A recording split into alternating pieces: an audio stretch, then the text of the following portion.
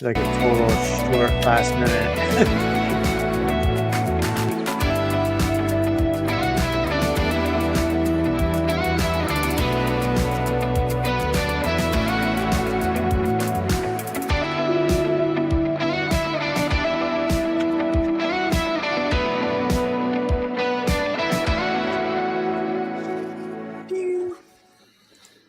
Sorry about that. Started a little late. It's all Ian's fault. Anyway, just kidding. It's not Ian's fault.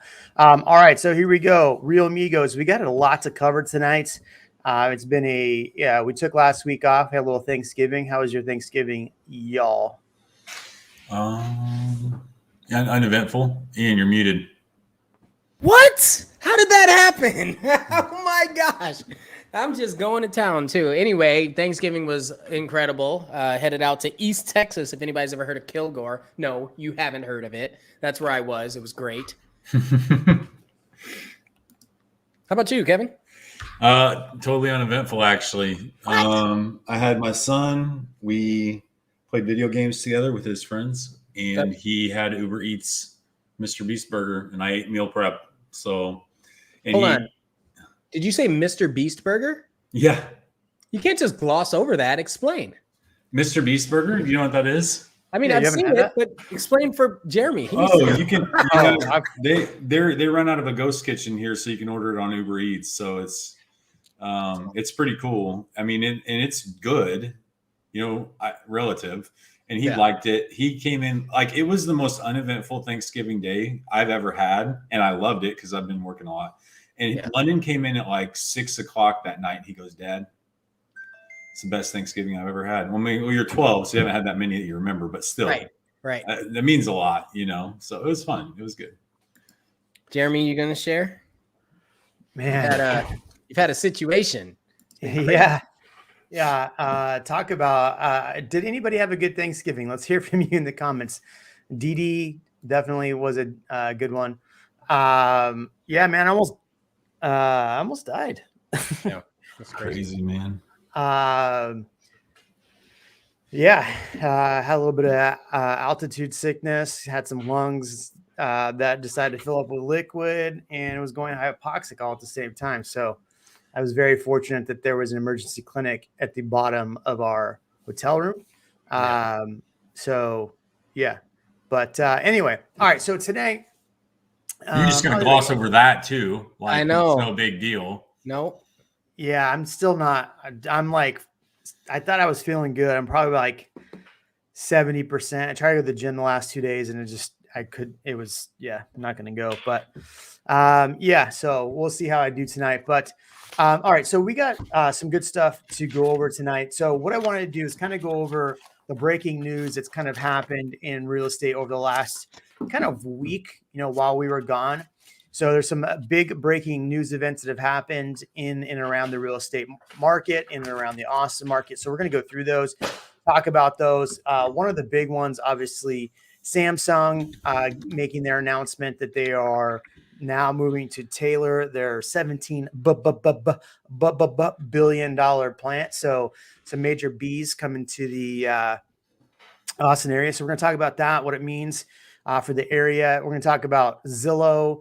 And I got some other good articles that I pulled up, stuff that's relevant that I think is going to be kind of important to talk about. So, gentlemen, let's start with the big breaking news, and that is Samsung making their announcement. What was your initial thought when you heard Samsung is in fact going to Taylor? 17 billion.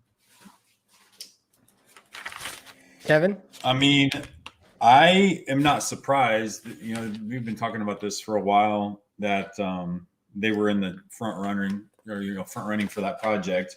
And I think if I was putting myself in Samsung's shoes, that makes a lot more sense to go there first before you would expand your current facility. I think, we can talk about what that impact looked like as we go on, but I'm pretty pumped about it, actually. I think it's really awesome for that area. Yeah, I'm going to have to agree. It's funny because I had this conspiracy theory, and I think I've even mentioned it on this show a few times, that Samsung, if there was an opportunity, they would expand their operations here. Ever since they were announcing that they might, I was like, it's a done deal. Yeah. And part of the reason why, and I don't know if you know this, but Samsung and Tesla had come up with a partnership months ago. And that was announced, right? And so if they already have partnerships, Tesla's already along 130 and Taylor is 15 minutes from 130, it only makes sense. And Samsung already has a presence here for a lot of people that may not know that. Yeah. There's already a big presence. Yeah. That's Yeah. good, Steven. I mean, you have to find a way, I guess, I suppose. Mhm. You know, life maybe will go on. You ready for this? I think it's almost as big as the mouse ears. Oh yeah. I don't disagree with that. There's been some people very annoyed with me on this channel and made some nasty comments in the comment section that we're not talking more about that. Let's be honest. I would talk more about it. The person that brought up that news and gave us that news got threatened with a lawsuit. So that's why we're not talking about it or being very cagey about it. So those people that want to like write crappy comments about how we're lying to people or we're just trying to sell stuff in Jarrell, trust me, I have no reason to sell anything in Jarrell. I've never once on this channel said, hey, let's sell something in Jarrell or people should buy in Jarrell. And I've never told any of my clients that. So before you start saying there was some conspiracy theory, go check yourself before you wreck yourself. Anyway, so Samsung, yeah, I mean, look at it. Like, here's the craziest part about this. So 17 billion is coming in. In the article, they talked about 2,000. They said 1,800 jobs, but the reality is it's going to be a lot more than 1,800 jobs. Plus, I mean, look at all the money it's going to be. You know, okay, 17 billion is going to not necessarily get invested in Austin. A lot of, people outside of Austin are going to make some of that money. But that's a lot of billions that's going to be funneling into the Austin area. All the jobs that get picked for, developing and bringing in and building the development. Plus, obviously, they're going to feed. I mean, we all knew they were coming to Austin because they're going to feed Tesla. Tesla's right there. So, like Ian said, so. I wasn't shocked by this. I was shocked by the fact that they picked Taylor over next to where Samsung was to begin with. Like they already have a Samsung plant. Look at the costs of land over there. Oh, it's ridiculous. Yeah. It's ridiculous, right? Taylor, there's nothing in Taylor right now. Yeah. It's always been really you could have purchased a home there and correct me if I'm wrong, but I think like 5 or 6 years ago, you could have bought one of those downtown old homes, this very small ones for under 100 still. Oh, easily. No. Yeah. I've sold for under 100 there recently, fairly recently. I mean, they were teardowns or close to it, but yeah. Here's the thing that a lot of people may not know. There's actually a train to downtown Taylor. Oh, is there really? I had no idea.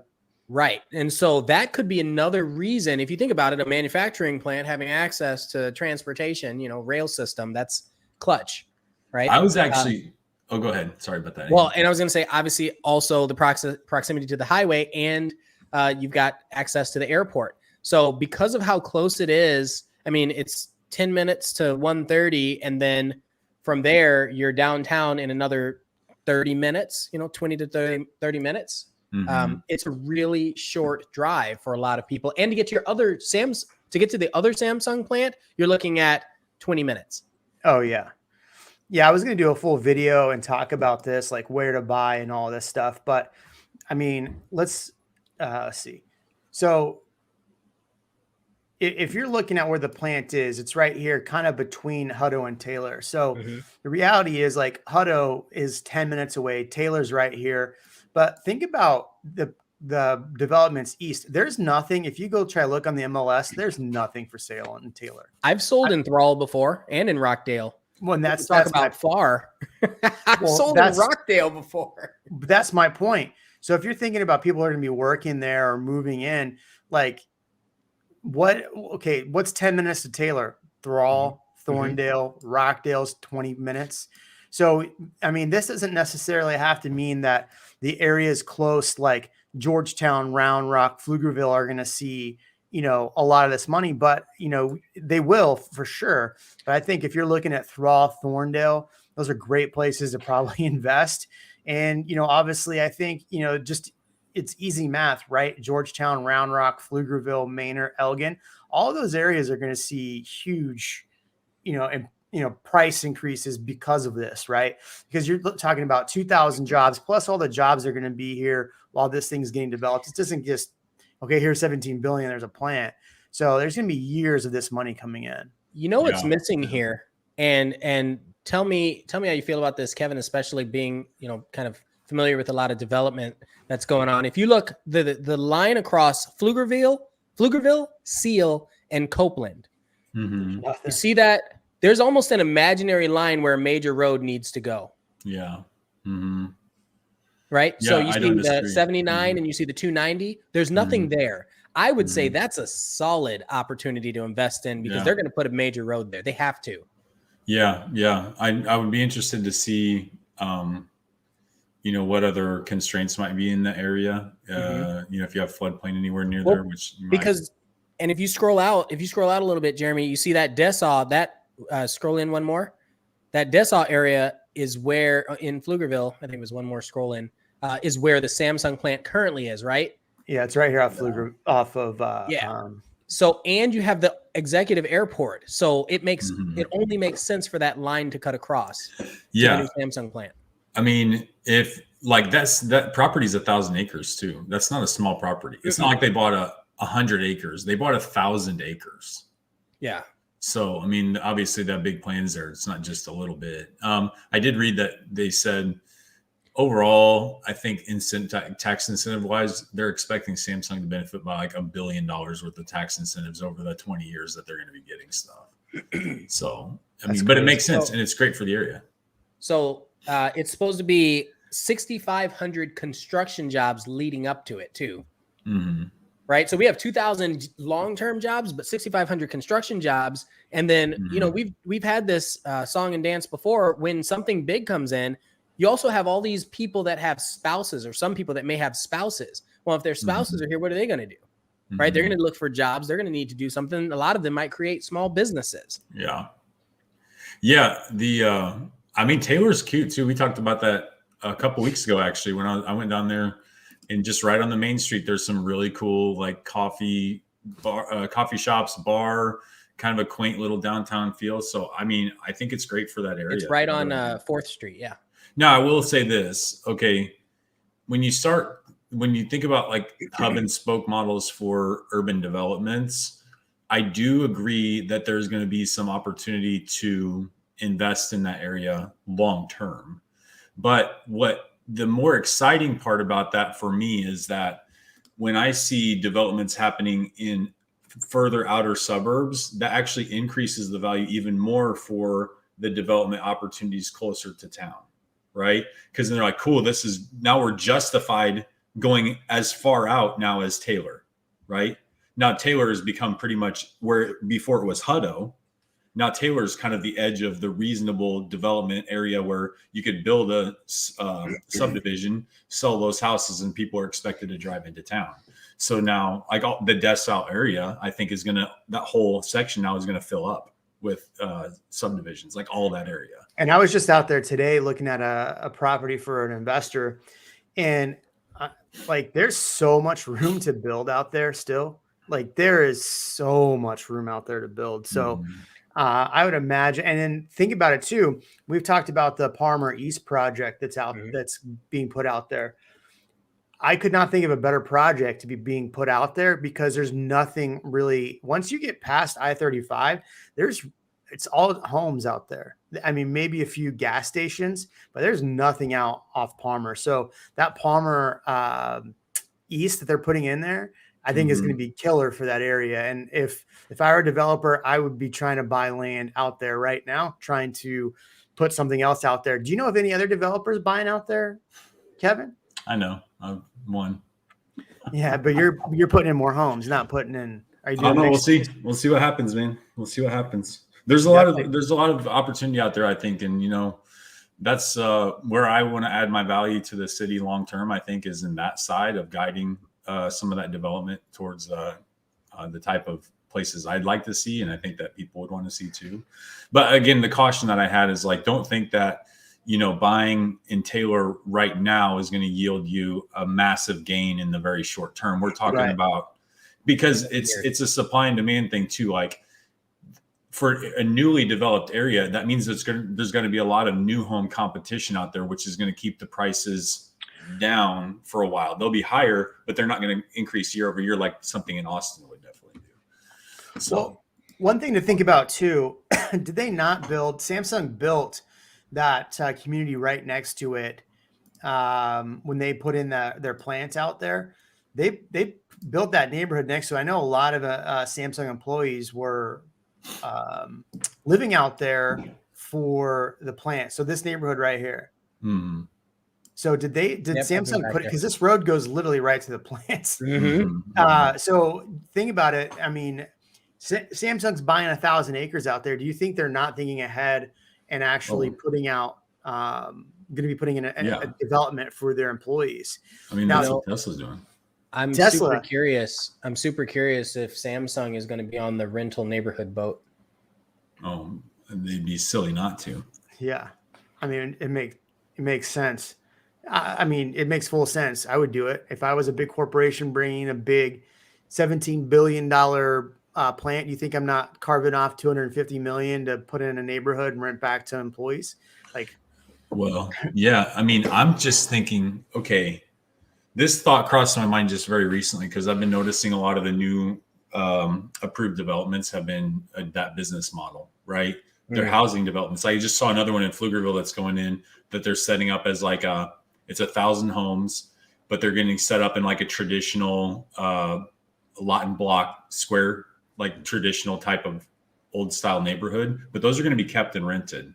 So I'm wondering, like, and this is, I don't know the facts on this, is just kind of come up in my sitting around thinking, if institutional investors are so interested in investing in buying resale homes or new homes, then why wouldn't they, if they're the ones funding the developments, why would they even be interested in building developments where their intent was to sell that product, right? Because they don't need the cash in the short term. They're so cash flush, they need to find ways to invest their institutional money. So I don't understand. I don't think that you're going to, I think you'll see a shift over the next couple of decades where the majority of the developments will be a develop and hold rental model, because especially in a place like Austin, the numbers make way more sense to develop those, rent and hold, get through a full cycle, sell them to another round of investors. And then at the end of the life, you sell those homes individually to the end user. That's what they do in apartments. You know, with those, so when I was in Big Pharma, one of the things that they wanted, what they would do is if you were, let's say, a college grad and they wanted you to work for them, I mean, they would help you relocate cross country, and they would, if you had a property, they would deal with the buying and selling of that property. But yeah, like you would remove that whole cost of acquisition and even that whole job description, really. Like you wouldn't need to do that. It's really just get in here. We've got a place for you. We'll cover that. Take that out of your. Yeah, there's definitely a lot of opportunity there. And for, let's see, 17 billion, 1,000 acres. How many houses can you fit in 1,000 acres? I think it's, or how many people? It depends on the density. Yeah. I think it's like 5 to 7 per acre. Single family. Standard single families. Yeah. 0.1. Most homes are like 0.18 is. Yeah, but it's the number's less because you have to have a green space requirement. Yeah, so you have to have your parks, you have to have your non-permeable, your retention ponds. My question, so the reason for that question is because if Samsung has 1,000 acres, why couldn't they just put it on 100 acres of land? Put their own neighborhood, like they own the land. Boom, come live here. It's college quarters. Yeah, well, I think they will. I think they will. Yeah, which is why I wondered if they're going to do that. If they were talking about like, hey, we can get an incentive going to Taylor and buy this 1,000 acres now because we're getting a good deal on it, and we want to acquire the land at today's price anyway. We would rather not use this current very valuable land that we have close to the city of Austin. Right. We'd rather sit on that land and see what the future use is going to be. Because I don't know that you'll see more factories there. Even I think you're right. I think in the current property on Palmer, I think that they'll find a more valuable use of that land than manufacturing space, which is not very valuable price per square foot. Brett brought up why is Samsung building in the U.S. when it's much cheaper to build in Asia. I mean, we've got ships that are still not able to get in, Yeah.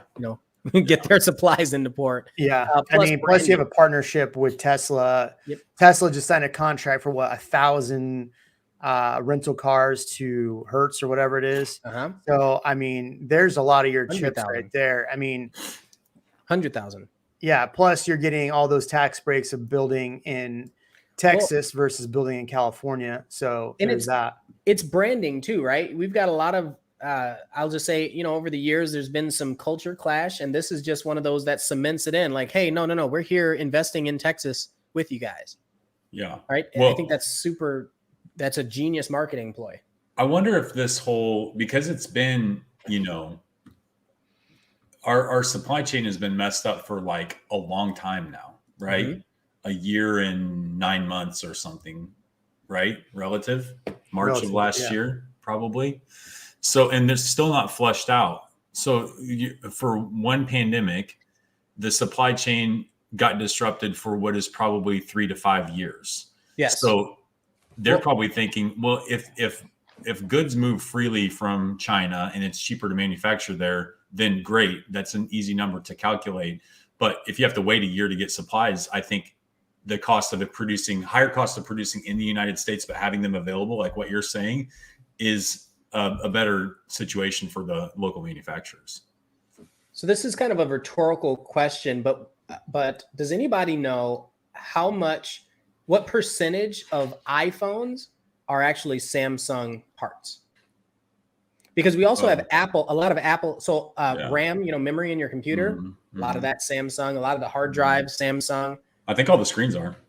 All the screens, all the monitors. So we have Dell here, Samsung, right? Yeah, Apple all the Apple screens. They're making the Mac Pro here. Apple. Yeah, Apple's what, $1 billion campus up there. There's a GM Tech Center here too. There's a what? GM General Motors Tech Center here as well. Oh, so really? I could see some more manufacturing coming here. Here's the thing: this particular plant is for silicon. Silicon. Sorry, not the right thing. For silicon, like it's to be able to create chips, right?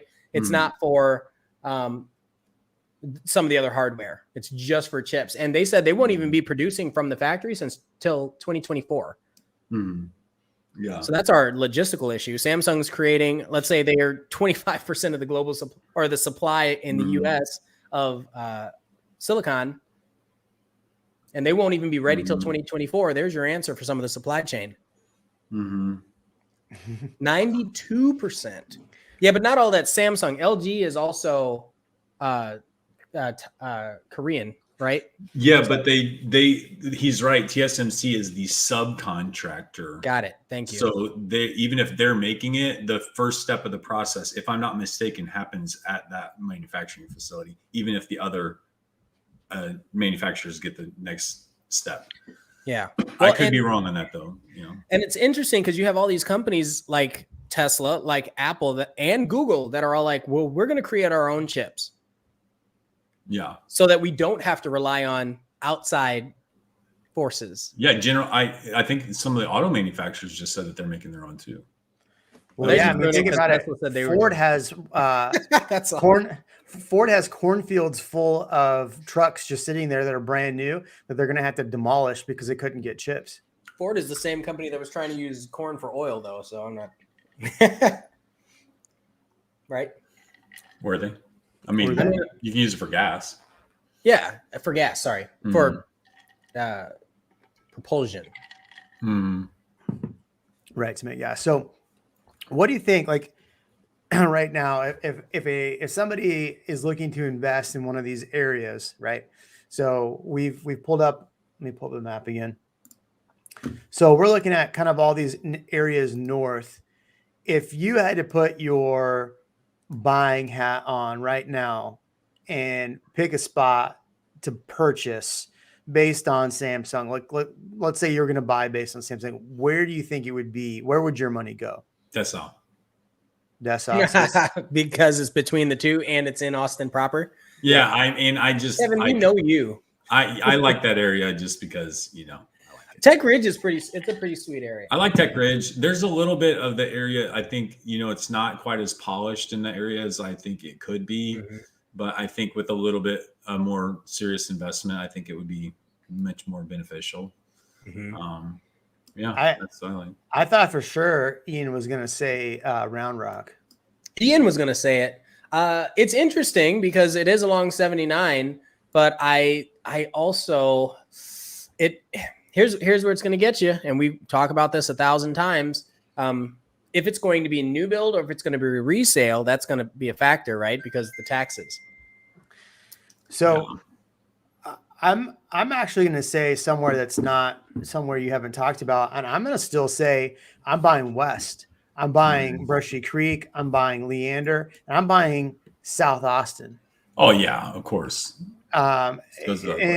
With this news, I think it's good news. But think about it. Brushy Creek, if you're looking right here, still only has like 39 homes on the market in this area. Well, and this is this time of year, right? I mean, granted, we're only at 3,400 units, but look how low inventory we have in some of these areas. I'm still buying in these areas because even though Samsung's going to be off far to the east, think about some of those executives that want to buy, like, let's say, or rent with views in Leander, right? Crystal Falls Parkway, stuff like that, or want to live somewhere like in Brushy Creek. I'm looking in those areas still because I think you're going to have a lot of executives or people higher up in there that are still going to want to not live next to the plant, and they're going to have maybe a couple days where they're not working, they're working remote. So I'm still looking in those areas because I think those areas still benefit from Apple, all the other companies. So that's why I'm still saying I think you're going to have good money in a property buying in Pflugerville, Hutto, one of those areas. But I'm still saying, all right, maybe I look at something in the 650 range and try to get something for 650 in Brushy Creek versus buying something for 400 with a stupid high tax rate of 3.09% over in Pflugerville. Well, and I think that's so. What's the percentage of executives at a manufacturing plant right there? 5%? Percent? Oh yeah, percent. Yeah, I mean, you're probably actual have employees in some sort of management capacity. You probably have, 150. Yeah. And then in today's climate, how many of them are actually physically going to have to be in the plant? Right. Like, I don't know those types of numbers. I have no idea what those types of numbers look like these days. I mean, I think this question is answered itself. I think you got to look to see where you're getting the best tax rate. All three of these areas are good areas. I would just recommend getting the best tax rate you can, getting a good property, and focus on that in those three areas. What do you think? Yeah. These we harp on the same general criteria all the time when talking about investment property. Also understanding that your horizon is far out. So, keep that in mind, that slight differences in where you buy properties might not make a difference. Probably the biggest factor is going to be taxes. You're right. But are you buying it for yourself? Are you buying it strictly as an investment property? Are you looking at the rental rates? Can you manage it? Stuff like that. So I think just depends on your wants and needs there. I don't know that I personally I probably still would buy, like Jeremy said, not even close to that area. I just don't think it's very pretty. I mean, not that it's not pretty. It's good. It's farmland, and I grew up on farmland. Okay. I've had enough of that in my life. I want hills and trees and water. It's absolutely going to be constrained by price and then by purpose. So if your purpose is to have an investment home out there, long-term investment that will be able to continue moving, but it's going to be blue-collar workers, then that's a purpose. But just like if you're an executive and you can afford the $850 price tag to live in Brushy Creek for the same thing, then it's gonna change based on what your capacity is to be able I'm a little concerned that there might be some overzealous investing over there in people thinking that they can they're running numbers thinking that everyone's going to buy a $400,000 house in Taylor. Oh, no. And I don't think that's the case. I think, the prices will settle down. Well, I mean, I think about it this way. Okay. So you as an investor buy a home for $400,000. right? I got my little mortgage calculator right here. Let's do some fun math. All right. This is fun. Let's do some I fun like math. And math. this is an exercise I go through with my investors. So let's say, okay, we're going to buy a house for 400,000, right? All right. An investor interest rate is going to be a little bit higher. So let's call it 3.75 just for easy math. 25% down, right? 30-year fixed notes, most likely, no PMI, $1,000 a year for insurance. Let's say taxes are going to be $6,500 your first year. All right. So that all being said, oh wait, did I do that wrong? Insurance, 1,000. HOA, let's call it $45 a month. That's what I'm seeing in a lot of stuff, and $6,500 in taxes. So you're going to need to be able to make sure if you're buying a $400,000 house, 25%, that your mortgage. Am I on there? Can you see me? Yeah. Oh, that's so you can't see me. Let me remove this comment. There you go.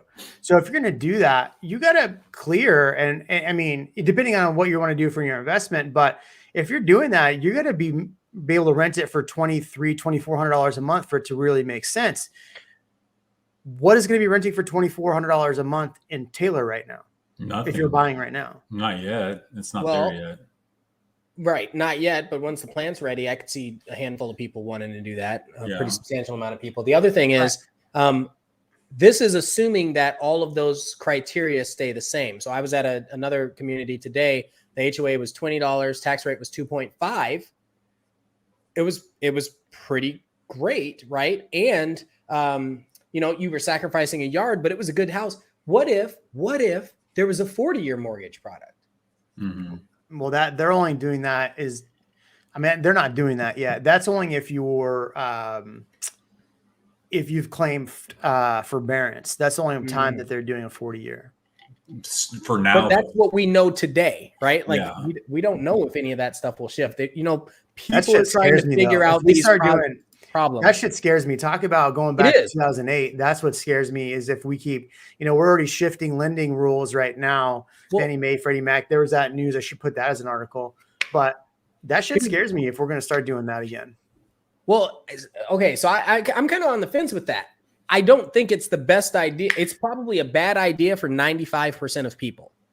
Easy. Bad idea. But for a handful of people that just can't afford that much payment, but they have a stable job, good credit, all that sort of stuff, do well with their money, they just don't make that much. It could possibly work. I think it would make sense to a lot more people in Austin today, because you would be outpacing your equity would be outpacing the potential downfall of not building equity over the 40-year term. You won't build it as fast, but your home will be appreciating. So you should be staying ahead of that curve.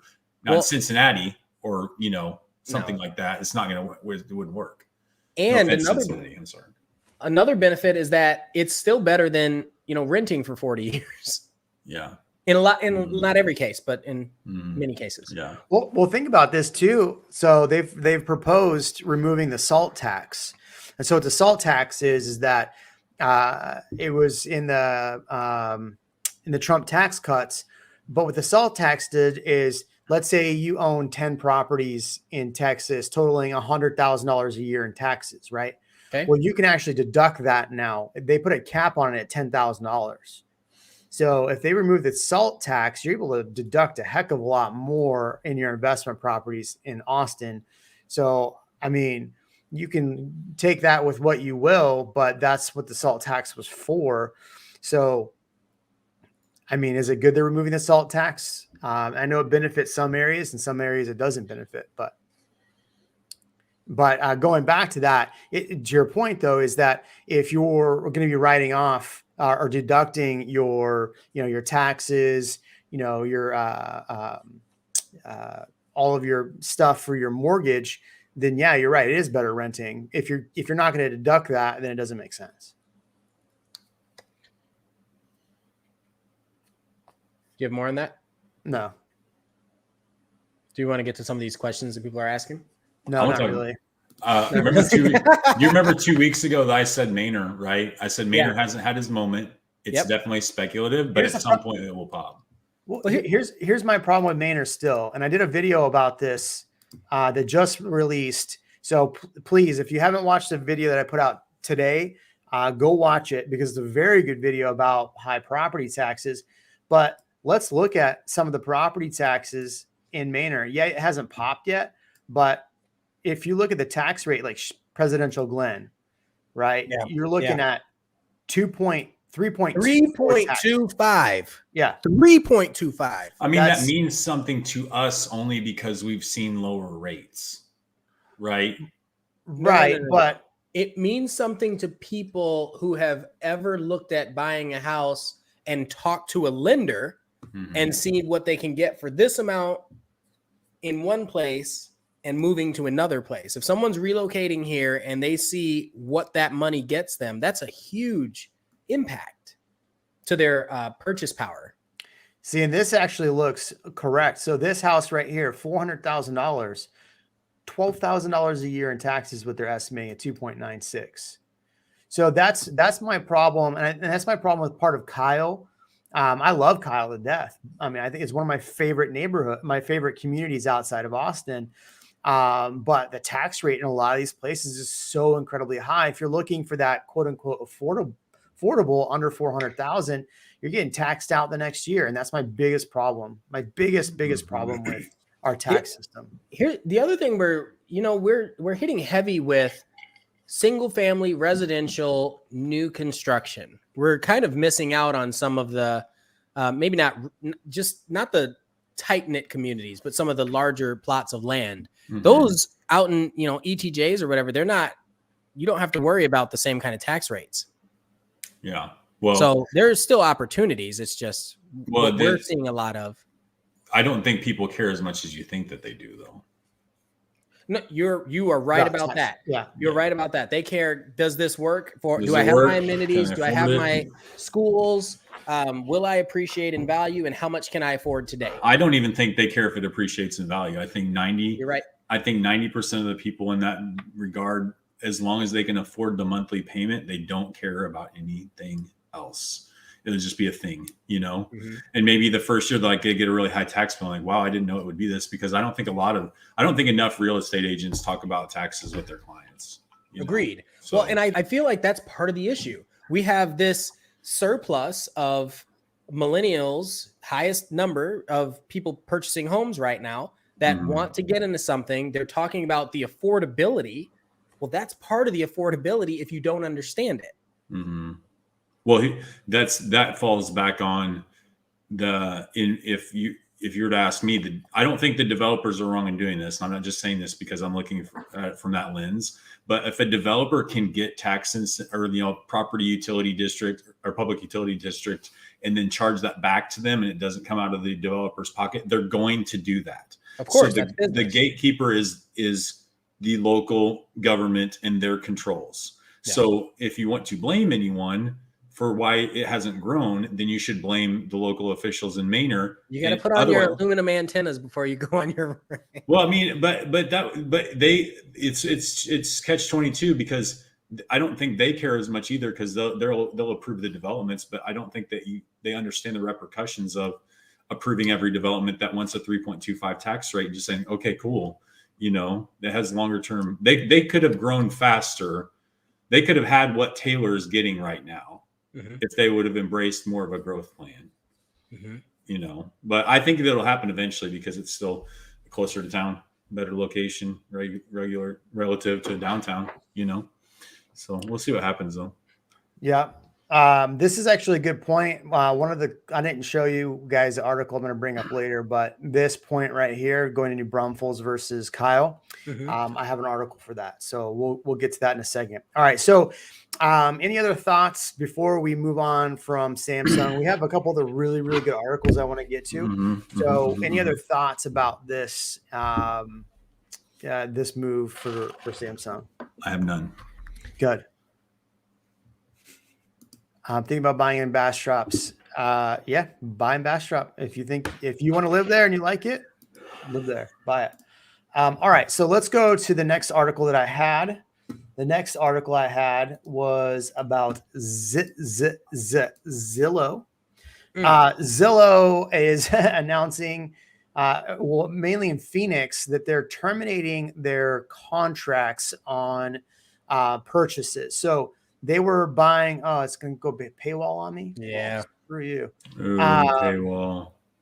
But so what was happening is that in Phoenix and some other areas, Zillow had partnered with some of these builders. And so what was happening is the builder would write up a contract for you to buy a home with the builder. And then Zillow would write a contract to buy your home. Now, there's a lot of realtors that actually do this as a practice as well. So they're the preferred lender, or preferred builder buyer rep, and they'll actually, write a contract to sell or buy your home. So Zillow is doing this. Now they're terminating the contracts on a lot of those properties because they're not making money on them. And so, like, let's say you sign a year, and think about it like this. We've had a lot of issues in Austin where if you're building, it's taking what was supposed to take 8 months is taking 12 months to build a home. And so Zillow is saying, forget this. We're going to back out of these contracts. And this is the biggest issue that I've had with Zillow and their contracts, because in Texas, we have promulgated contracts. So if you and I were to go write an offer on a property, we have a promulgated contract. Everything's the same. Zillow wants their own contracts. Why do you think Zillow wants their own contracts? It benefits Zillow. So what are your thoughts on Zillow terminating some of these contracts on people? My first thought is it's no different than some of these builders are doing to people. Right. It's like, so you're talking about the actual people so Zillow was buying the house from the seller so that they could afford a new house in a new community. It is, it's challenging. I'm not going to say I hope is too strong, because I don't want the real estate industry to have a worse reputation than it does today, but I don't think it's enhancing our reputation in any way. I'm still here. I'm just going to try to change my camera. Okay. No worries. Yeah. What do you think, Kevin? I mean, I just think they're panicking at this point. So, it doesn't surprise me that they're going through this process, but I mean, I guess that they could be litigious, but I agree with you. I don't think it's any different. If you're writing your own contracts, you can have provisions for yourself that protect yourself. So if you want to terminate, then you can. Builders write contracts that way. iBuyer programs such as Zillow, OfferPad, Open Door, all write contracts that way. Investors, wholesalers, they all write contracts that way. Lawyers, if they're writing a real estate contract for somebody, they're going to write it that way. The only people who don't are the buyers that don't know any better. It's not that. It's just if you're going through a standard process, right? Yeah. Of purchase and sale. Yeah. I mean, you can't be mad.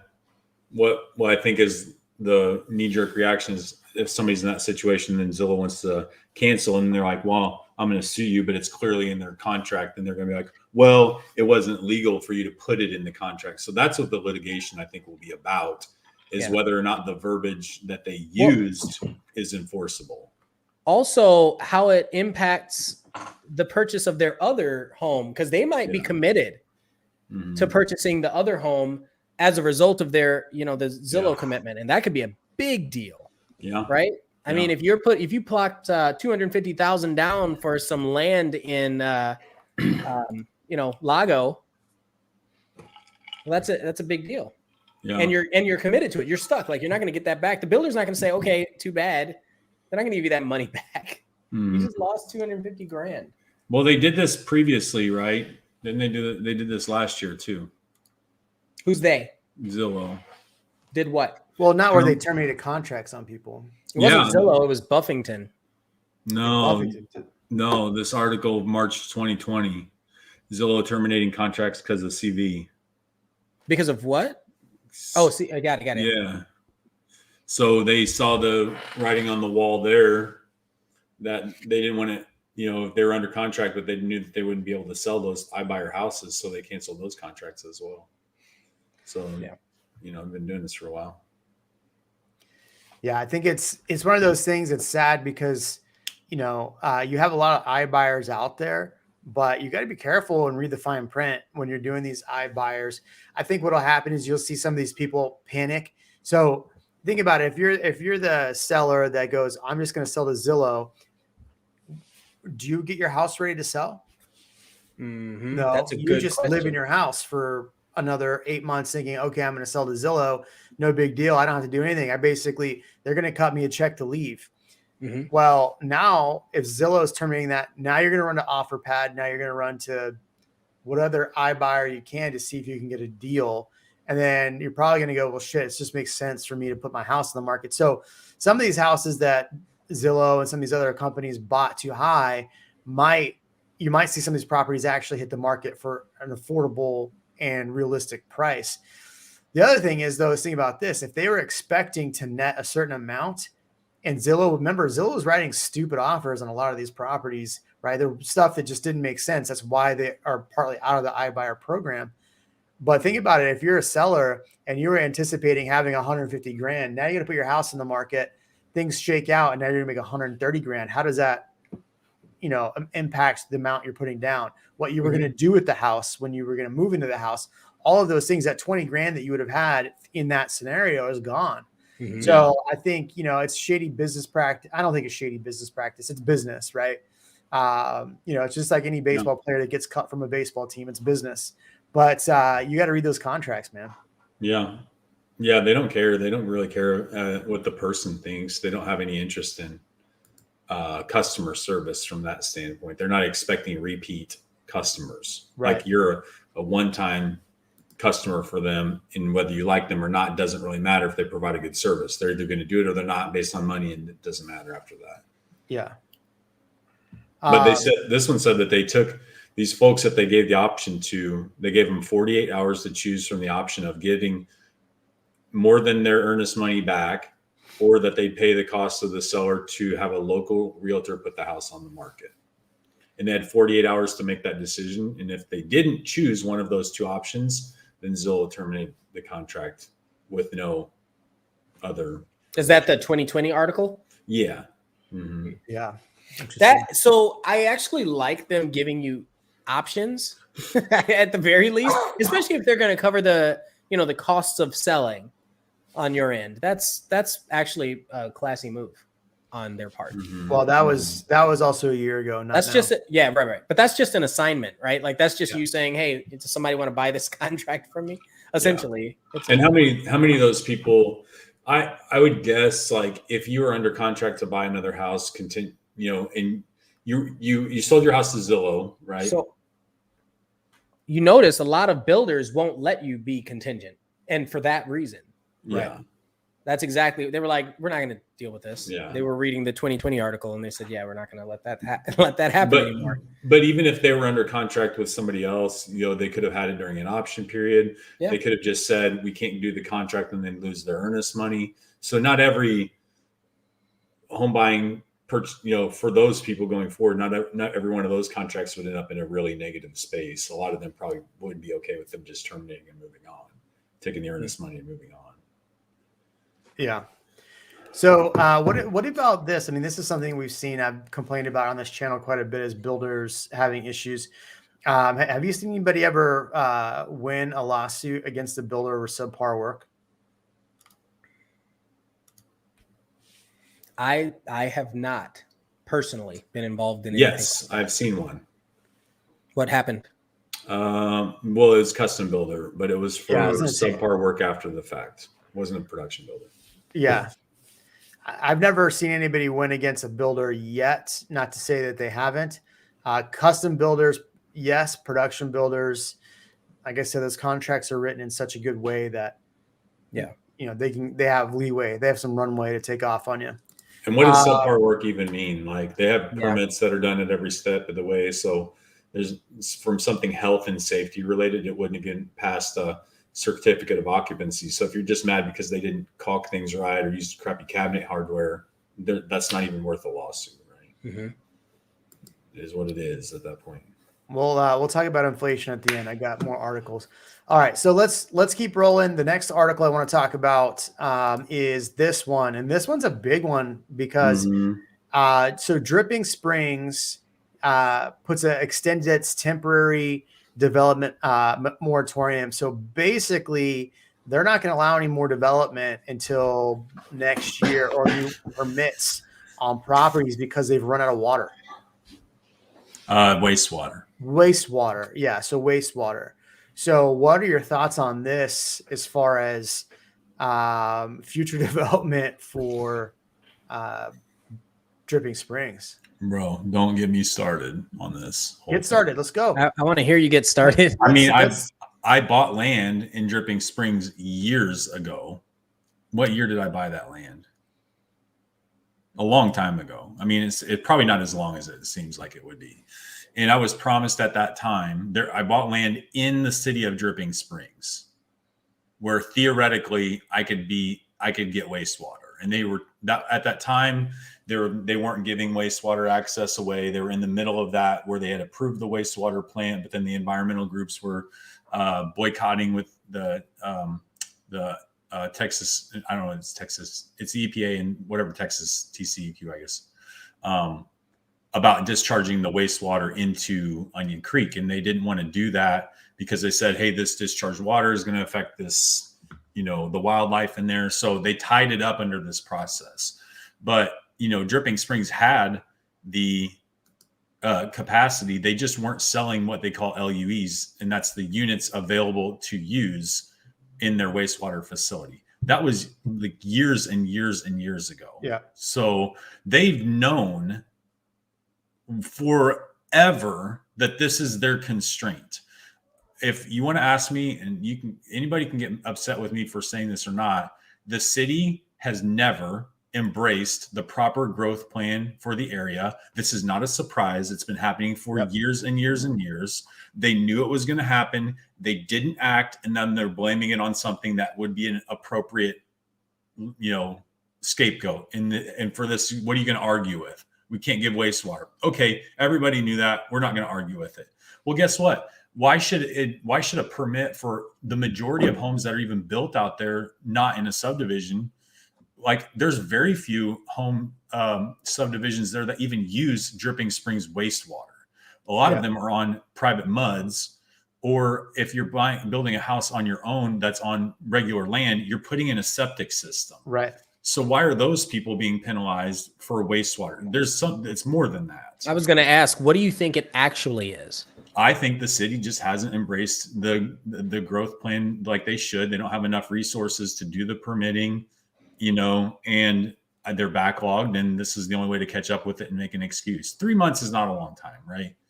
Wasn't it Hutto, ironically, either Hutto or Taylor, that did the same thing in 2019? Yeah, it was Hutto. Hutto. Yeah. Yeah. I mean, but Bastrop. It was Bastrop. No, there was one of them north. It was either Hutto or Taylor also. Yeah. But that, that's why I want to tread carefully here, because obviously this is not factual. This is just my opinion, but I did own land there, and I was promised for years, oh, you're going to get it. You're going to get wastewater. You're going to get wastewater. And so I was like, okay, I'm just going to keep working forward. I spent money on engineering plans and everything else. And then finally I just sold the land, because I was just like, I'm not going to keep paying taxes on a piece of property that I can't do anything with. Yeah. And actually have no promise of even being able to develop it anytime soon.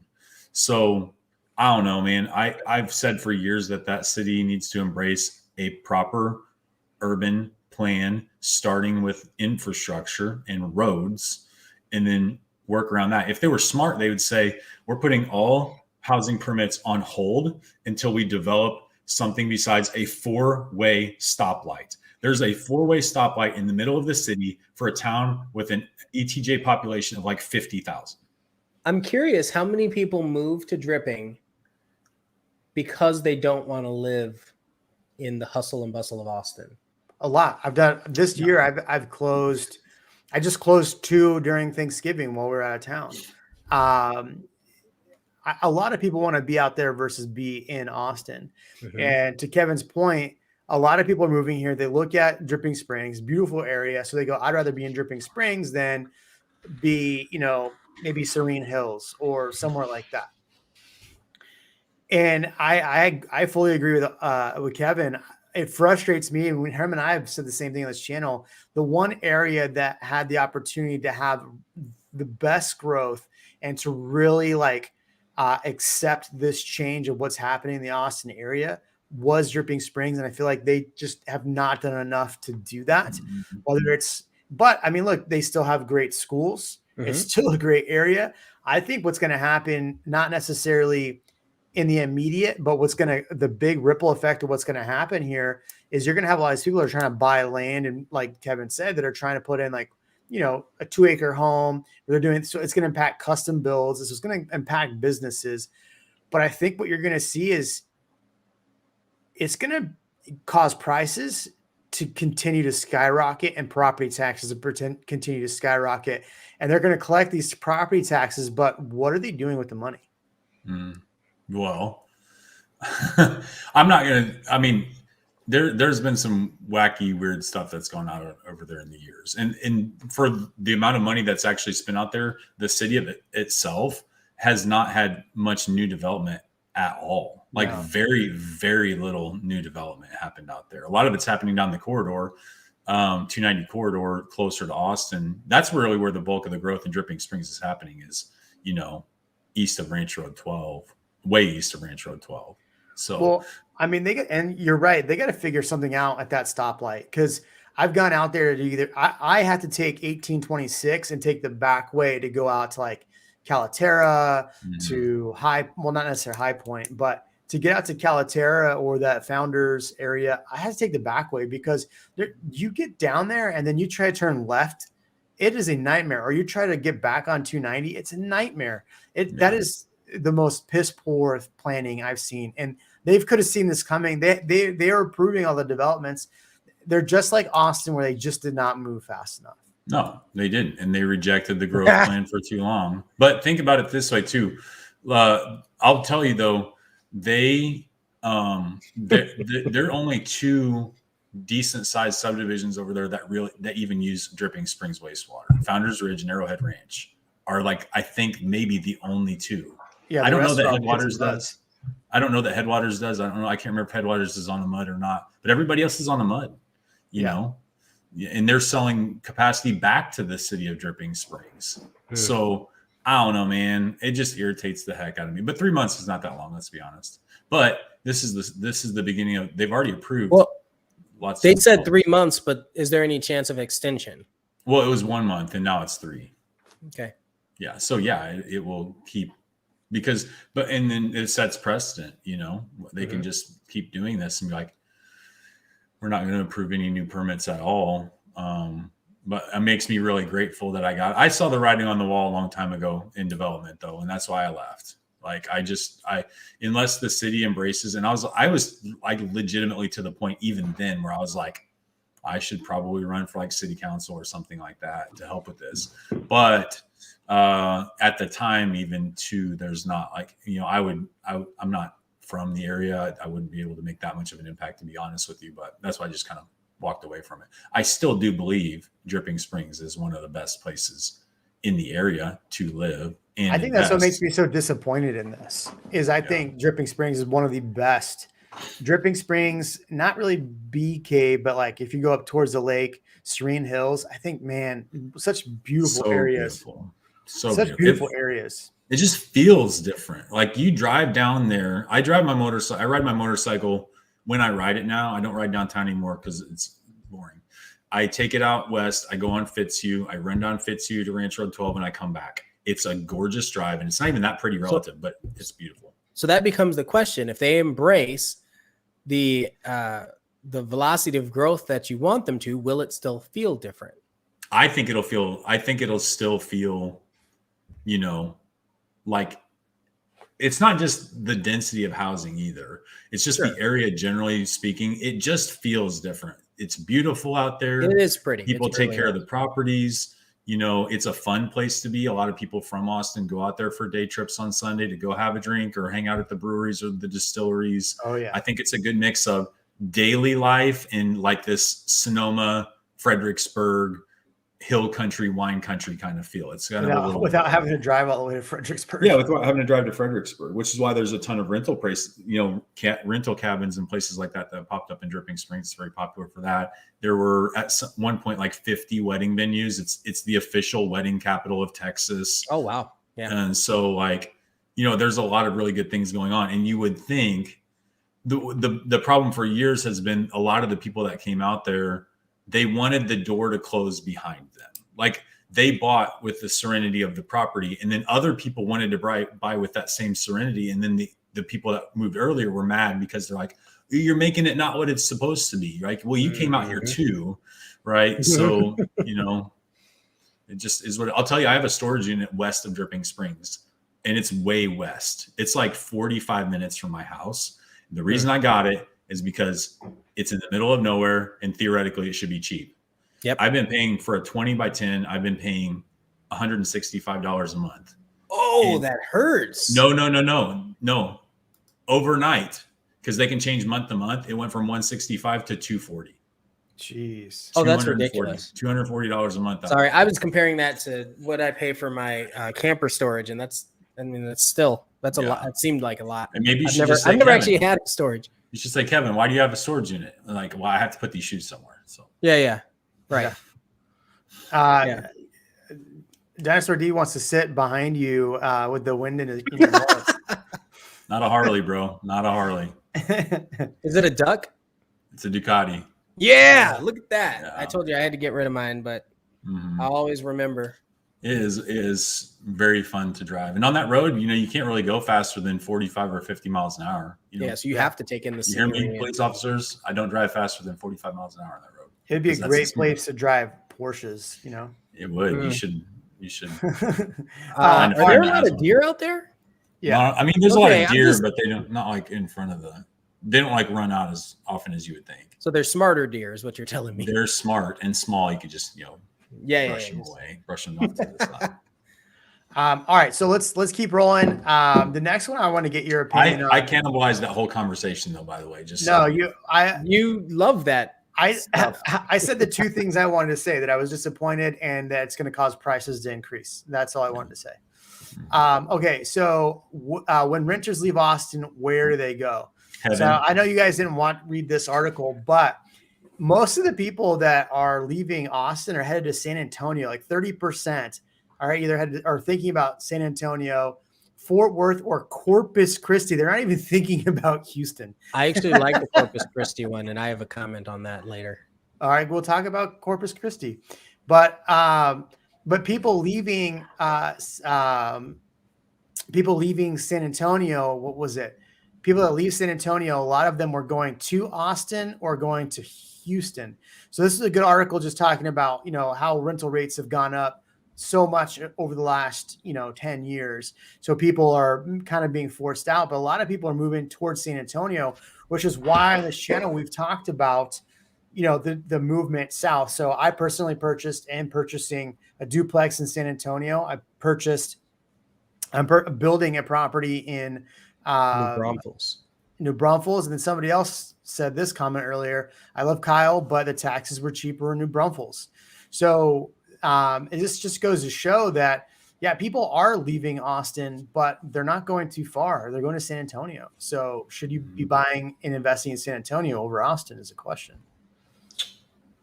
Ian, what do you think? I think you really have to evaluate your lifestyle and your need to be in a close proximity to whatever that lifestyle is. And let's say where you work, right? It's obviously less costly, but with that same thought, you could live in Manor or Taylor or Thrall, right? Like, what is it about San Antonio versus Austin? Prices are definitely a factor. I don't like it there. I'm sorry. I keep going back and forth and I'm like, I don't like it. And I've spent a lot of time in San Antonio. I've spent a lot of time in Houston. I've spent enough time in Dallas. And I've spent plenty of time in Austin, and I don't see the excitement yet. But I mean, if it's purely numbers, San Antonio might be a pretty good bet. And I think that's probably why. I mean, even right here, it says just the average rents from 2010 to 2021 have gone, have doubled. And just this year alone, they've risen 20%. Yeah. So that's a lot. So if you're a renter trying to be under $1,500, I mean, you might look at San Antonio, but I'm with you, man. I'm as far as investment properties, I'm looking in the areas trying to make it make sense. But That's the thing for if I can find investment. investment properties here, I continue to buy. It's just it becomes a challenge where you're in multiple offers. So when you're talking about people leaving, why does someone leave Austin? Well, think It's about always it. love or money. The It's always guy love or who money. does nothing but talk about a crash in Austin moved to Dallas. He was part of the 7% that went the other direction. Yeah. Well, it is easier to go, you know, I think the age, like again, the age and the jobs are a factor in who's relocating there. So you don't have, and you tell me if I'm wrong here. If you have someone who is, let's say, a boomer age, downsizing, and they don't have any kids in the area, and they just want to get out of Austin because it's too busy, unless they already had land in San Antonio because they were Air Force or something, like, why else would they go to San Antonio? No, they're going to go to Corpus because that's the closest coast in Texas, you know, or a nice-ish coast that's still fairly affordable in Texas. Well, that's why we bought in South Padre. I would rather drive the extra time to go to South Padre versus those Sure, warm, but murky the waters. prices are different in South Padre than Corpus, right? And if you're living off of a fixed income, you know, that's going to matter tremendously, I think. And we have a lot of that. We have a lot of people at that age that are saying they're trying to bounce. They're like selling their forever homes, and they're getting out. So I brought up this point about the salt tax. So here's what I don't understand. So with the Build Back Better plan, and I'm not trying to get political here, but if you're having to raise taxes in order to if you're having to raise taxes in order to pay for this Build Back Better thing, right? And you're talking about reducing or getting rid of the salt tax, the deduction for, so the way the salt tax works right now, you can only write off in your state. So if you're like, let's say you're in California and you pay $50,000 a year in state taxes, you can deduct that on your federal income taxes, right? So you pay less in federal income taxes. Or if you're paying property taxes, all that stuff you can use to deduct on your taxes. But if you're needing money to pay for all these things, so you're going to increase short-term gains, long-term gains, all these things, then why are you removing the salt tax? Leave the salt tax on there. Leave it how it stands, and people can deduct less, so they're paying more money in taxes, in federal taxes. But you're removing it. It doesn't make sense to me. Something doesn't make sense there. And why is that? Is because they're wanting specific states to keep getting the votes. So they get rid of this and then try to say, you know, people that are wealthy aren't paying their fair share. Well, there you go. You keep the salt tax on and the wealthy are still paying their fair share. Am I missing something? What am I missing? Yeah, I just said this. This is exactly what I just said. Which, I mean, I'm okay with them removing it. I have $50,000 this year in state taxes I have to pay to Texas. Remove it, fine. But it doesn't make sense to remove it. I don't know. Any thoughts on that? No, I'm going to have to do the math, understand it better. I have no idea because I haven't even looked at it. I'm going to be honest with you. I can't even remotely talk intelligently about it. Well, how much? Okay, so you don't have a lot of props. So let's say the development you're developing over there, you're paying $100,000 this year, or let's say $50,000 this year in taxes.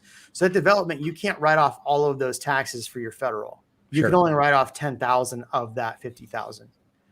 Whereas with the salt tax, if the salt tax is there or is removed, now you can deduct all 50,000 to federal. So you're paying less to federal because you're paying your state taxes. Does that make sense? No. I still don't know what's going on. So with the salt tax, basically, you can pay less in federal taxes than you can in your local taxes. Yes, I hate you. Anyway, all right, we'll move on. I want to say, I want to say why I wouldn't buy in San Antonio, though. Don't say it. Spit it out. I mean, I won't buy anything I told you that I don't like. So yeah. Like, I don't care if you want to buy strictly on numbers. Okay, if you're going to buy strictly on numbers, then it makes more sense to buy in volume. So if you're a nerd then meticulously evaluate your financial investments, like in housing, if you're going to buy houses, if you're going to buy 10, yes, you would buy them in a meticulous way that maximizes your profit. If you're going to buy one, then buy one that you really like in a place that you really like it. And if it makes sense financially, great. I think that's why I would say buy in Austin, because I think you'd be happier owning a property in Austin 20 years from now. End of my rant. So Karina Canales, I think is how you say it, Mm-hmm. had mentioned about why wouldn't the manufacturers move to San Antonio over Austin? And I think the clear answer there is talent. Mm-hmm. Right? A lot of talent is in Austin. Mm-hmm. Well, they have there's not a lot of manufacturing relative in the area. Like Austin doesn't have a lot of manufacturing from that standpoint. Okay, hold on. Wait. Yeah, because they have the like a lot they of have Toyota down in San Antonio. They have a lot in San Antonio. Yeah, but okay. So the number 1, 2, and 3 cars, right? We talked about Tesla. That's manufacturing. Well, now we talked about Samsung before Tesla, though. We talked about Samsung. We have, I mean, Apple. Even though they're tech companies, they still need manufacturing. Well, there's applied materials, which is manufacturing. But for the longest time, the companies that were moving here from a managerial technology white collar standpoint. So that's the investment that was coming in here. The investment in Austin for the last 20 years has not been in blue collar manufacturing. And even it's not now because Amazon is not in manufacturing, they're in distribution. So the Samsung thing, that is the largest investment ever in Texas from an outside entity. Mm-hmm. The other one was owned by Warren Buffett. What was it? A furniture company. Oh, Star Furniture? Oh, really? No, it was different furniture in Dallas.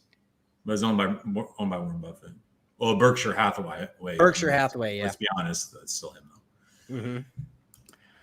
Mm-hmm. Wait, I thought it was supposed to crash soon. Sarcasm. So I looked at I've pre-pulled earlier today the numbers for the closings for November. Number one, I think we're going to have more closings, actual closed volume in November than we did in October. This is my prediction.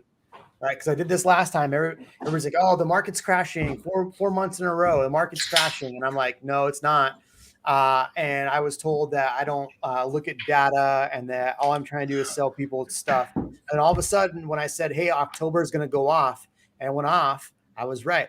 Well, guess what's going to happen in November? I think we're going to probably see about 1,100-ish sales, which is going to be more than October sales, and prices are probably going to be higher than 550 median price, because they were at what, 536. I imagine it'd be 548, 550, maybe 552. That $5,000 gap. So I think you're going to see numbers go up even higher in November, and all these people are going to be like, "Oh shit, I missed out." So, and I think we'll just see a flood of inventory back in February and like January, February, but that doesn't mean prices are going to go down. What I think is going to happen January, February is that all the people have been waiting, especially with all this like stuff that we're hearing about inflation and prices going up as far as interest rates. I think a lot of them are going to jump back in the market when they could have bought last month when I told them to, or in September when I told them to. But hey, I'm just trying to sell shit, right? I'm just a scuzzy realtor. You scuzzy realtor, you're no better than a used car salesman.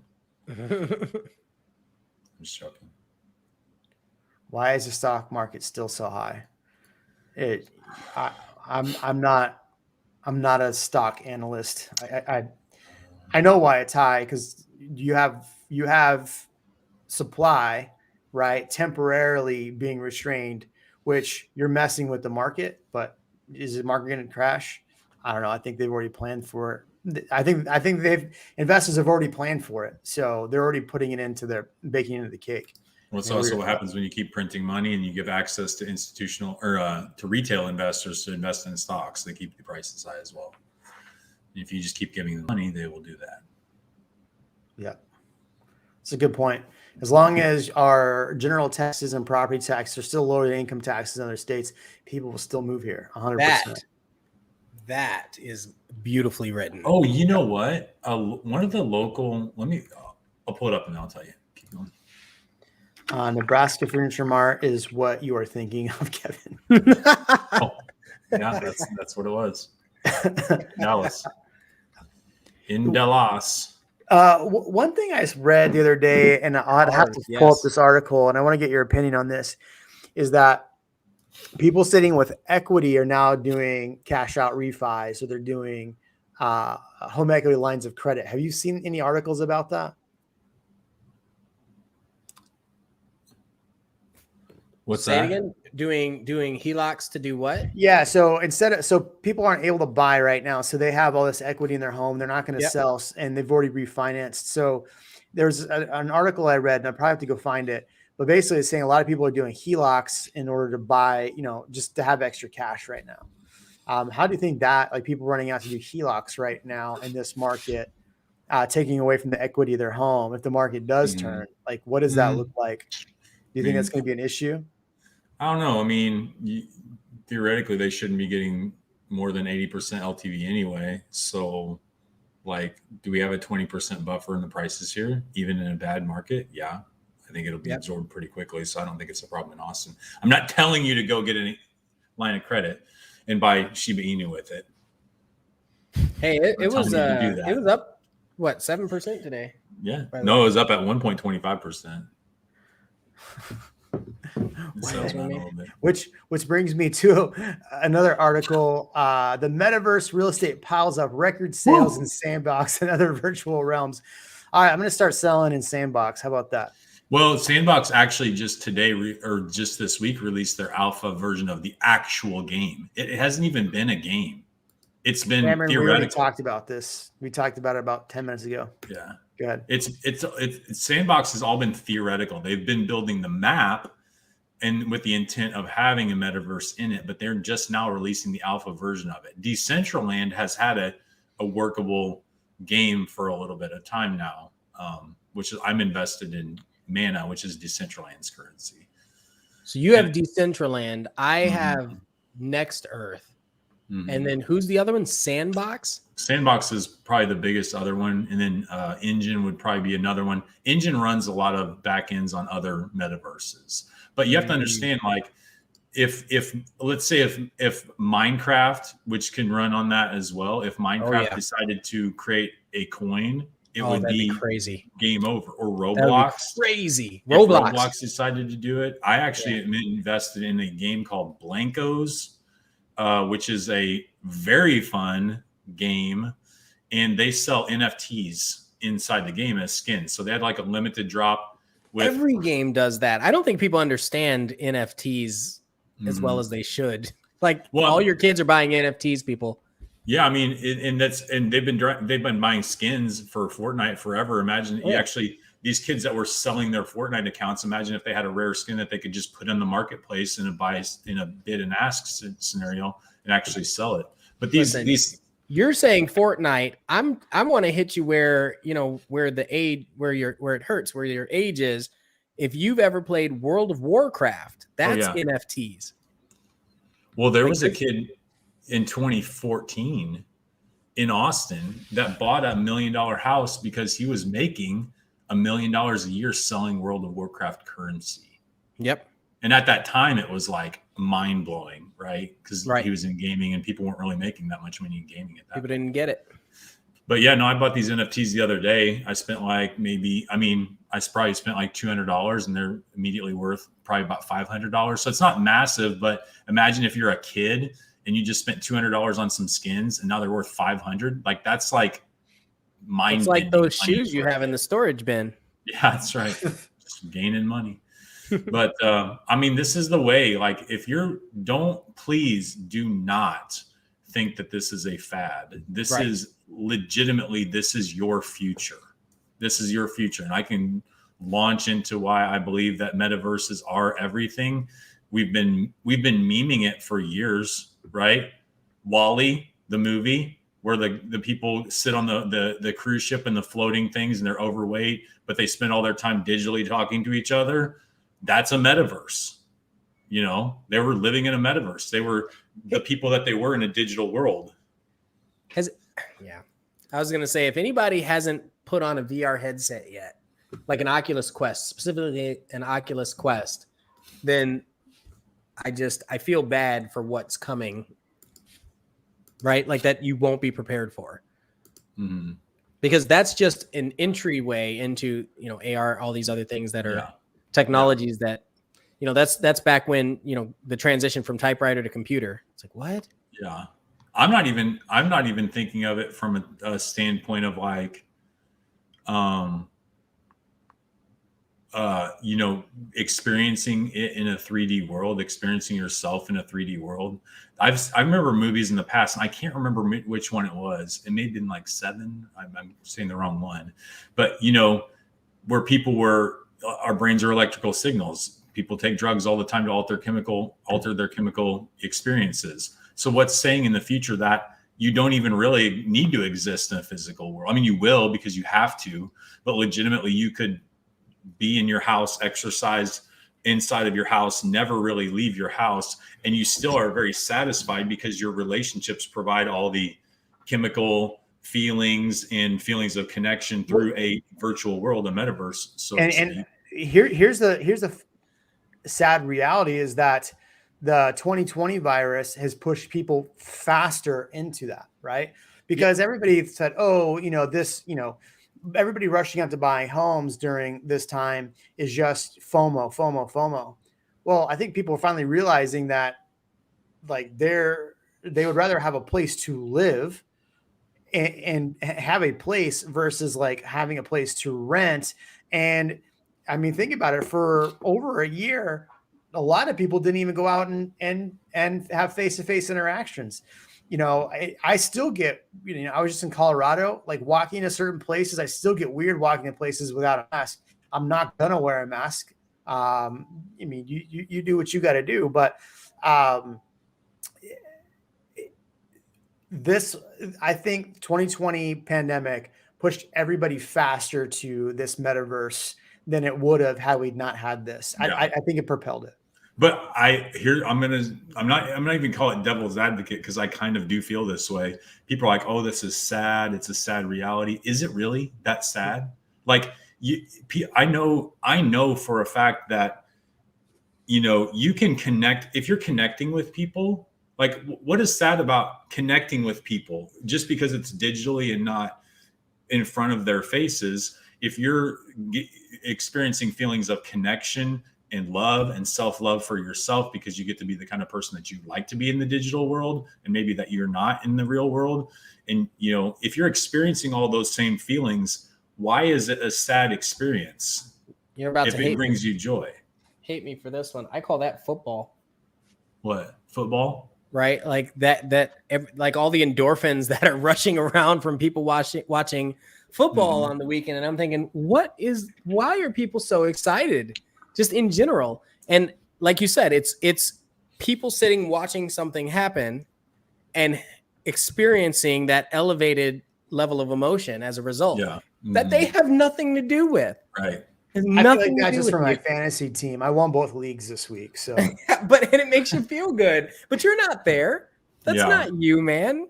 I mean, we could get into some really deep conversations about this stuff too. So let's reel it back and talk about like real estate investing in the metaverse. That was what Jeremy wanted to talk about anyway.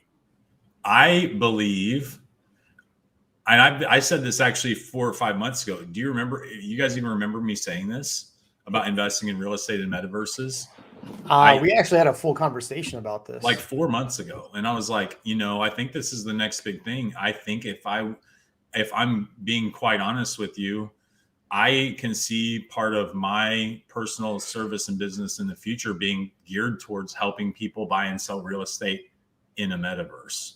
It's the exact same thing for the exact same reasons. And it actually even has a potential to grow at a much faster pace because the value of the asset can increase based on the scarcity of the other assets in the world. And also the value of the currency driving that can drastically increase. Your dollar today is worth $1. So if you buy, and I'm not telling you don't buy real estate, but the dollar is pretty stable relative. So if you buy a house today, the house increases in value, but the dollar pretty much stays the same or even decreases in value because of inflation. But in the last month, the sandbox currency has gone from what to what, Ian? Like up how many, 400% or something like that? 509% or whatever. So your dollar actually increased 509%, plus the demand for the asset that you owned in the virtual world increased by potentially the same metric. So why wouldn't you be investing in real estate in a virtual world? So don't say that this is fad based, because it's not. This is literally the beginning of the rest of your life. It's so interesting. I remember when I first like discovered the thought of this concept, and you would have this digital world, and you would invite people over to experience it with you. Like imagine as a kid, you can basically build your own house as you want it, and your friends can come hang out in your house. That's Minecraft. It is. No, that's Minecraft. That's right? exactly what it is. Right. And I don't think a lot of, adults that have been working and not paying attention to these games understand it. They don't get it. But this is what your kids are doing, have been doing. And these are the ones that are buying houses in the next 10 years. Yeah. And they probably, I'm going to be honest with you, they probably don't care if they probably are happy if their virtual space or their physical space is cool. But it's just like we had this discussion about NFTs and art. Like artwork, if you bought a piece of artwork that sits in your house, but I can tell you how many people, how many people have been in my house besides me in London? Like 3. Yeah. So if I spent $5 million on a piece of art, I'm only showing that to generally 3 people. Now, if I bought an NFT that's worth $5 million and I put that into a digital world and then promote myself, that could be put in front of thousands or millions of people. So from an egotistical standpoint, you'd be more likely to flex your virtual avatars clothing that are, Balenciaga just a collaboration with Fortnite. You can buy Balenciaga clothes in Fortnite, which is the ultimate flex for a kid in a game where that's where his friends see them. And that's so smart, because that hits them where, while they're young, like Steve Jobs did. Yeah. Yeah. And gets it, in their mindset. And now everybody's like, ooh, Apple. Yeah. I mean, I'm all for it. I think that's, from a real estate standpoint, I think it's very good. Or even if you don't agree with it being good or not good, it doesn't matter what you think, because it's going to happen. So you it's an investment, and it's a growth tool. Embrace it because it's change, or be a boomer. If you want to be a boomer, fine, be a boomer. You can live a happy boomer life, but you're going to get passed up by some really great investments, I think. I feel like I'm a boomer because everything you just said has gone over my head. Hold on. Have you ever bought? No. Have you ever bought anything for your son in video games, like any kind of skins or anything like that? No. Interesting. I've legitimately spent thousands of dollars on in-game cosmetics for me and London both. And you know what? I don't even remotely think it was a bad investment, because we've had, as a father and son, he and I have connected for years over playing video games together. And he has met his best friends. He was in his room on Saturday night. I'm going to call you out, London. I'm sorry. But he was on a Discord video call with 4 of his closest friends who don't even live in this state. And they were watching anime together, virtually together, And so these are valuable things that have happened over these types of media. So I think they're good things, I have no problem with them. I'm with you, Kevin. In fact, we'll hop on a Discord after this, huh? Yeah, I'm Discording right now. So is that how it works? So Yahoo Finance puts out this article. Here's what their home prices are headed in 2022. So basically in this article, they've said a couple that the National Association of Realtors is predicting about a 2.8%. Now this is everywhere. This isn't just Austin. 2.8 appreciation on existing homes and 4.4 appreciation on new homes. They've also said interest rates are going up, but later in the article, they also said that, however, supply of available homes will likely increase throughout the year. It is still expected to be much lower than pre-pandemic levels. So what are your thoughts going into 2022 and based on some of the things that these quote unquote smart people in the world are saying? So I just ran into this right before we hopped on our call. I was writing a contract at a developer in Hutto, or builder in Hutto, and they were like, "Listen, we have the lots, we have the ability to sell the homes. We're limited, everybody's limited for some reason, but they're doing time releases. They're very open about it. They're like, we might get 10 houses tomorrow being the first. We might, and if they want to add in a couple more, maybe, but they're not going to release all of them. So it's going to keep the inventory low. So we were trying to write a contract today, or we're writing a contract today, but they're like, realistically, we're not even considering most people until January or February. Right. And this is, there's probably going to be a hit piece come out on me later this week from Bloomberg. He called me yesterday to let me know that it's coming out this week, but I don't think it'll be a hit piece, but he was just confirming a lot of things we were saying. But Bloomberg was in my car and they were like, "Oh, you have all this inventory. And we drove into Santa Rita Ranch, met with a couple of the builders, and he's like, "Oh yeah, I don't think the inventory is going to be here as quickly as I think it will be," is basically kind of what he said. So my biggest thing is I don't think we'll have as much inventory as people think we will. So that's the biggest problem. I think we're still going to have lower inventory than we did during the pandemic, which is basically what this article said. I don't believe any mega media outlets at all, or any talking heads besides us. I like this message a lot. It's a interesting perspective. Yeah. Mm-hmm. Yeah. So I think it's FHA, not FHFA. Yeah. Anyway, just announced a baseline conforming loan limit increase to 647, which is an 18% increase. The way I absorb this message is that expected middle class property price is going up to about $800K. That's 100%. Yeah. That's not national too. That's national. That's not totally accurate though, because like our median price wasn't the previous 80% of the previous conforming loan limit was not 80% of the median price in Austin. Okay. So it just wasn't. So I don't know that that's exactly true. What it means is that you can go farther into that territory without having to be a jumbo, which is nice. Yeah. Yeah. Yeah. And you shouldn't have to buy an $800,000 house and have a jumbo loan. So,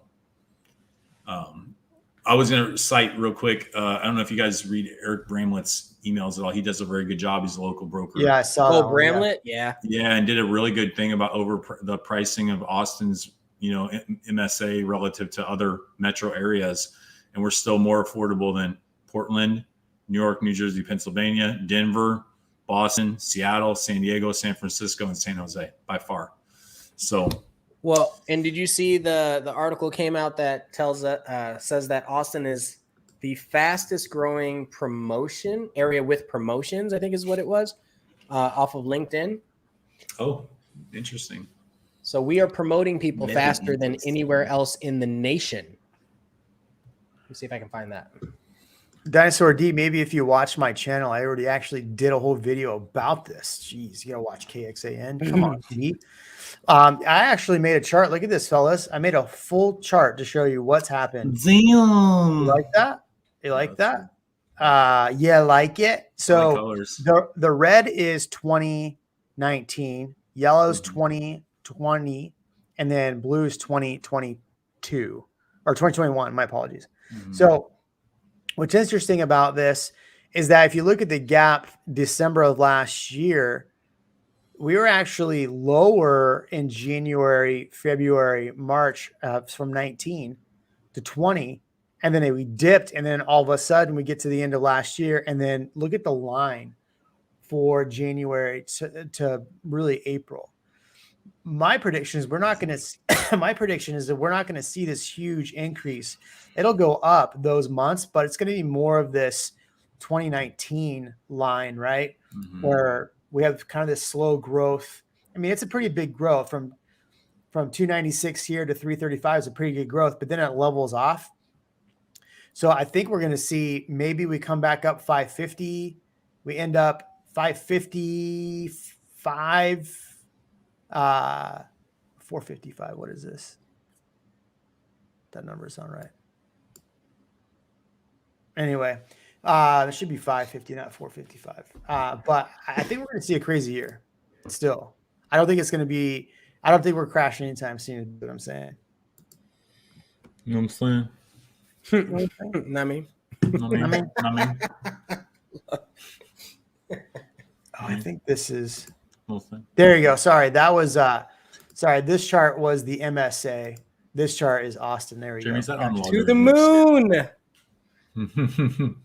But if you look at just the city of Austin, same thing. It inverted in June from the MSA, inverted in May, and then did this crazy thing all year round, like the rest of the year. So I can't have, nobody can say inverted without me thinking Top Gun.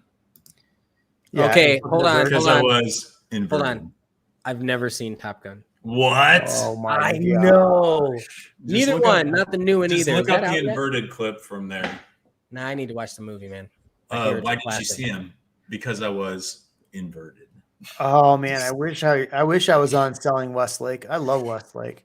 All right, that's all I got tonight, guys. No, we're not yet. we're at the end. Bet. Thanks everybody for joining us. If you want to be in the metaverse, we'll be in the Discord channel afterwards. Find the I like it. Discord. Here we go. We are